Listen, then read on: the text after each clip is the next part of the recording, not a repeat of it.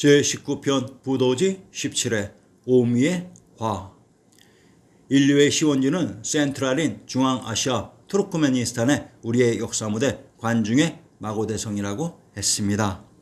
그런데 이곳에서 병고가 생겨 이곳에 있었던 인류가 지구 각 지역으로 이동하는 일이 발생했다고 합니다. 자, 이들의 이야기 속으로 들어가 보겠습니다. 오미의 화. 부도지 제5장.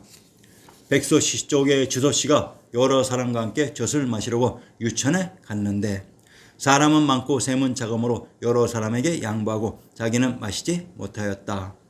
이렇게 하기를 5차례나 되었다. 곧 돌아와 소에 오르니 배가 고파 어지러워 쓰러졌다. 귀에는 희미한 소리가 울렸다. 오미를 맛보니 바로 소의 난간에 넝쿨에 달린 포도열매였다. 일어나 펄쩍 뛰었다. 그 동력의 피해 때문이었다. 인류의 시온지 관중의 마고대성이 인구의 증가로 인해 먹을 식량이 부족해진 상황을 짐작할 수 있습니다. 유천지우란 우유, 젖이 아닌 물의 색깔이 우유빛깔이라는 것으로 지우라는 명칭과 함께 항상 등장하는 지점이 호탄입니다.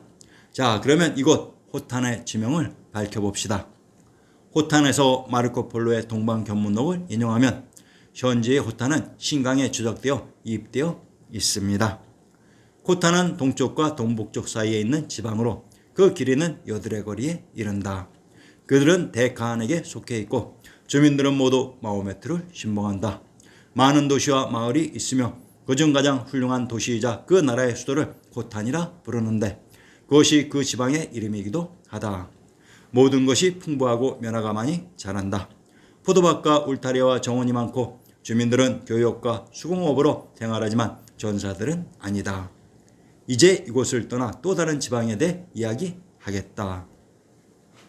같은 페이지 주에 코탄, 코탄은 화전으로 중국 고대 사서에는 우전으로 표기되었다. 이 이름은 원래 산스크리트어의 구스타나에서 나온 것이며 대당서역계 구살단나가 바로 그 음을 나타낸 것이다. 원사에는 알단 혹은 알탄 등으로 표기되어 있다. 바로 호탄 화전이 핫땅, 하도, 화도, 카도, 박도, 불도, 부도, 박달에 하카, 박, 불, 부가 바로 하의 이명이었고 시대와 지역에 따라 달리 불리던 이름이었던 것입니다. 그래서 호탄 혹은 코탄은 스키타이어로 하의 땅, 즉 샤카의 땅이라는 스키타이라는 말이기도 했던 것입니다. 코탄은 오늘날의 화전이라고 했습니다.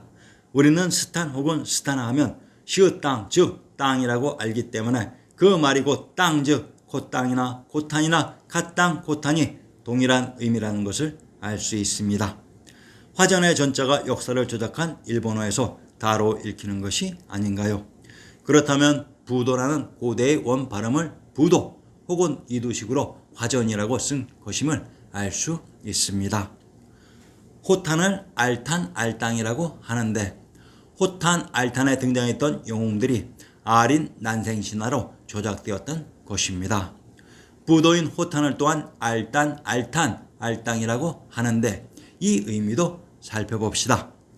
차르단단 혹은 아르단단은 역사 속 쿠냐 우르겐치이다. 아르단단이 바로 알토, 알땅입니다. 차르단단, 운찬에서 용창부를 가리키기 때문에 운샨이라고 수정했다고 했습니다. 원사에서는 대리의 서남, 메콩강의 서, 버머의 동, 용창부라고 조작했습니다. 차르단단 주에서 금이빨이라는 페르시아 말 짜르단단을 옮긴 것이라 조작했습니다.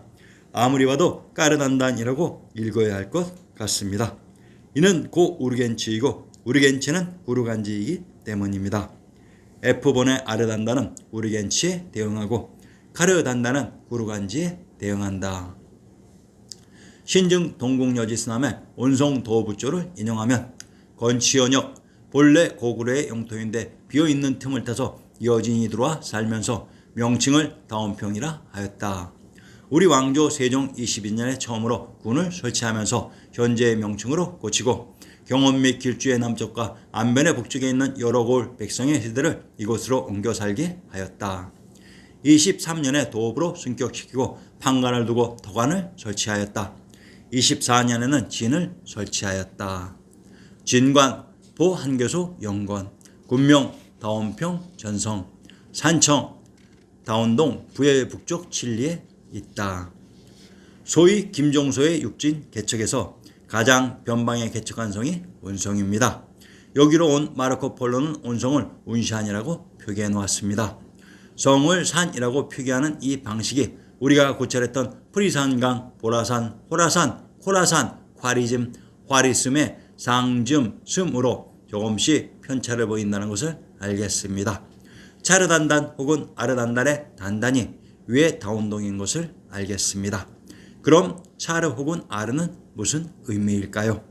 알동 혹은 알목화에 나오는 알 혹은 야르입니다. 그러니까 차르의 발음이 아니라 야르의 발음이 나야 하는 것인데 왜 차르라고 했을까요?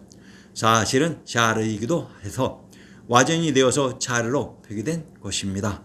우리가 전에 반치음의 비밀에서 반치음은 휘옷, 지옷 이용으로 소리난다고 했는데 샤르 혹은 자르 혹은 야르 혹은 아르는 완전히 같은 발음인 것입니다.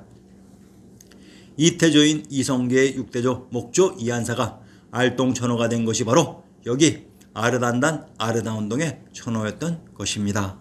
위에 동방견목주에서 여기가 영창부로 된 것이 신증 동궁여지 승남에 나오는 영건부를 대리의 서남 메콩강에서 버마의 동에 있는 영창부로 조작해 놓은 것을 알 수 있습니다. 그래서 알동동을 아르단단이라고 발음하게 되어서 그 말을 제대로 알아들은 마르코 폴로가 우리에게 아르단단이라고 전해주는 것입니다. 물론 그 발음의 중세 발음이 샤르단단이라고도 들려서 그것마저 정확하게 샤르단단이라고 전해주는 것입니다. 부도란 박도 박토로 부도인 코타는 오늘날의 화전이라고 했습니다. 인류의 시원지 관중지역이 지우가 흘렀던 알땅으로 이 지우가 바로 관중에 흐른 한강이면서 아르 야르 아무르의 압록강이었습니다. 이곳 관중의 한강이 가뭄으로 마른 것 같습니다.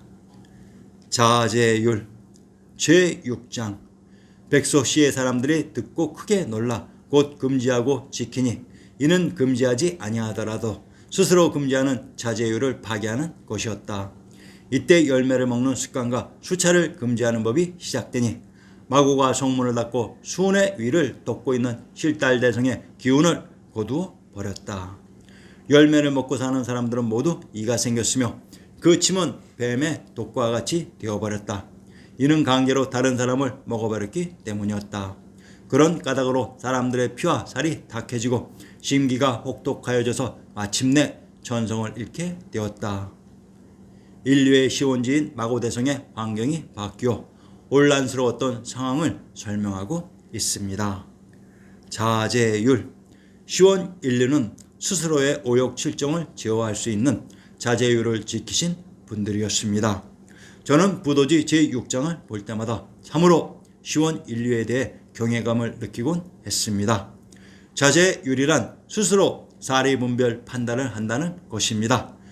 즉 외부 내부로부터의 어떠한 눈치와 제약 없이 사회의 구성 문제들 스스로 그 사회를 이끌어간다는 것입니다.